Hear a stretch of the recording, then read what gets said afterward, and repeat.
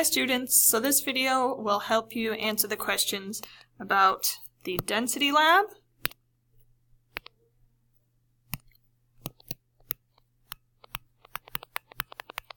And right now you're going to take notes on these questions, but eventually you'll be typing up your answers to these in an answer that is at least 3 sentences long for each of the 5 questions, and you're going to type up your answers on Word and save that with the name Density Lab Discussion Questions. Later on, this will be assignment will be printed out on the final due date, and you'll bring that to class. All right, question number 1. If you could see the individual molecules that make up the styrofoam and the steel, how would they be arranged differently? And in this case, so the styrofoam was that little piece of black foam, and then you could think about the steel or any of the metals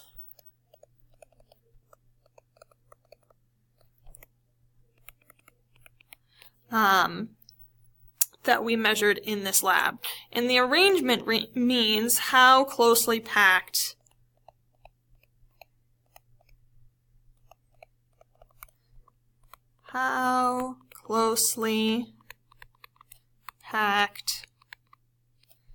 the molecules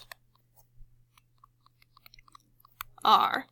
So if something is more dense, that would mean that in some space the molecules are really tightly packed together, all squished up against each other one by one, whereas if it was less dense, the molecules would be more spread apart.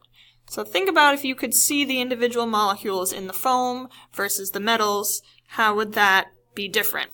And of course this says to use words like mass, which you measured, volume, which you measured, and density, which you calculated. Alright, so be sure to use all those key words and keep explaining so that you get 3 sentences. Number 2. Explain the results for the density of the clay pieces. Make sure that you use the formula for density in your answer. Right, so when you did the clay pieces, you had one whole piece of clay, and then you broke that into a small piece and a larger piece. Right, so because you started with this whole piece, that must mean that the mass of this small piece plus the mass of the larger piece should add up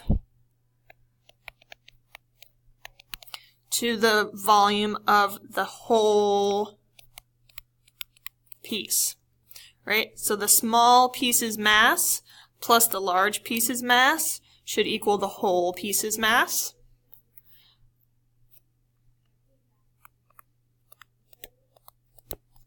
Then also, the small piece's volume plus the large piece's volume should also equal the whole piece's volume. Right, and that just makes sense. We didn't add any clay, we didn't subtract any clay, so when we're looking at it, this piece plus this piece has to add up to this whole piece together. So explain why this and this makes sense. Hopefully you saw that density of all 3 pieces was exactly the same. That's what you're looking for.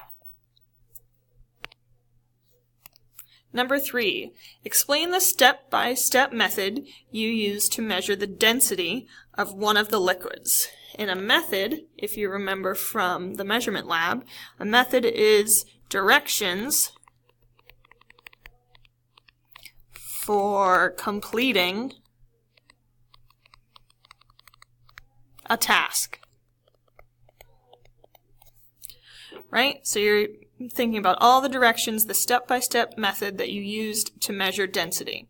So there was a couple different steps that you did in the lab.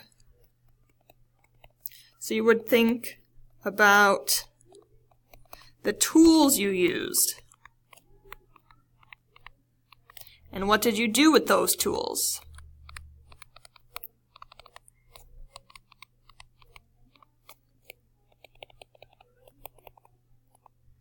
So after you did that, you used the tools to measure density.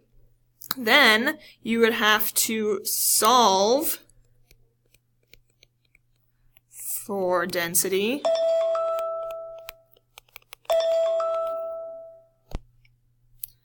So not only are you going to be talking about the tools that you used, you'll also talk about the math that you did to use the mass and the volume to get density. Number 4, if an object has a density of 1.9 grams per milliliter, would it float or sink in water? Would that same object float or sink in milk? Explain using words matter, /mass, volume, and density in your answer, and include some data to prove your point. Right? So if something is more dense, then it will float in that liquid. So, for example, if this is more dense than the value that you found for water, then it would sink. If it's, oopsies, I made a mistake.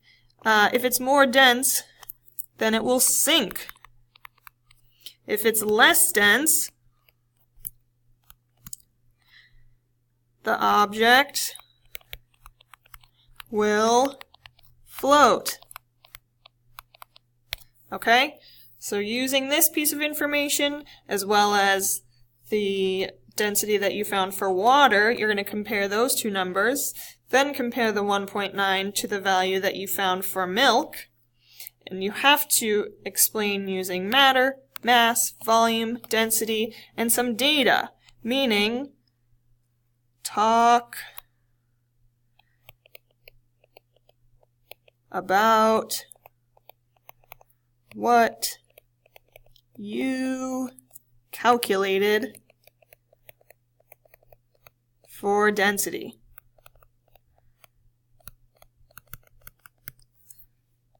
Number 5, can a liquid be more dense than a solid? Can a solid be less dense than a liquid? Explain your answer using data and specific materials from the lab. So in this case, look back at the density you calculated. So you're going to answer these two questions using specific numbers to prove it.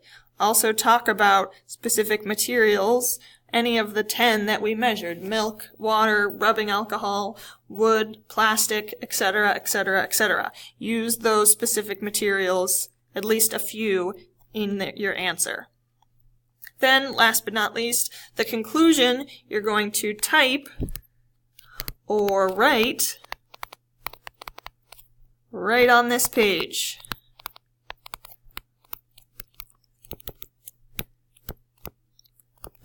So list all of the 10 different items that we measured in the lab, from 1 being the most dense to 10 being the least dense.